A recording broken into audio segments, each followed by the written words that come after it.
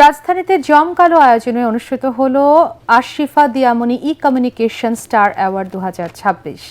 Institute of diploma ইঞ্জিনিয়ার্সে বিভিন্ন সেক্টরে অবদানের স্বীকৃতি স্বরূপ চলচ্চিত্র, টেলিভিশন, সঙ্গীত, নৃত্য এবং সাংবাদিকতা সহ বিভিন্ন শাখায় অ্যাওয়ার্ড দেওয়া হয়। এতে শ্রেষ্ঠ চলচ্চিত্র অভিনেতা হিসেবে অ্যাওয়ার্ড পেয়েছেন এটিএন বাংলার চেয়ারম্যানের উপদেষ্টা ডিএ তায়েব। অ্যাওয়ার্ড পান এটিএন বাংলার সংবাদ পাঠিকা ভাবনা আহমেদ। এছাড়া কণ্ঠশিল্পী রফিকুল আলম এবং কনা রেজাকে দেয়া হয় আজীবন সম্মাননা। অনুষ্ঠানে মিডিয়া পার্টনার এটিএন বাংলা, এ সময় অন্যান্যের মধ্যে উপস্থিত ছিলেন দিয়ামনি ই কমিউনিকেশনের চেয়ারম্যান মোহাম্মদ মনিরুজ্জামান অপূর্ব এবং সাধারণ সম্পাদক সেলিম মাহমুদ।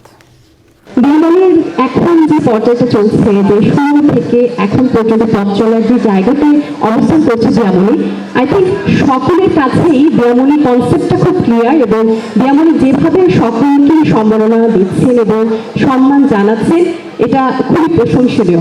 আজকের এই অ্যাওয়ার্ড প্রোগ্রামটা অনেক ডেকোরেটেড, অনেক সাজানো গোছানো, অনেক সাকসেসফুল প্রোগ্রাম হয়েছে, অনেক সুন্দর হয়েছে।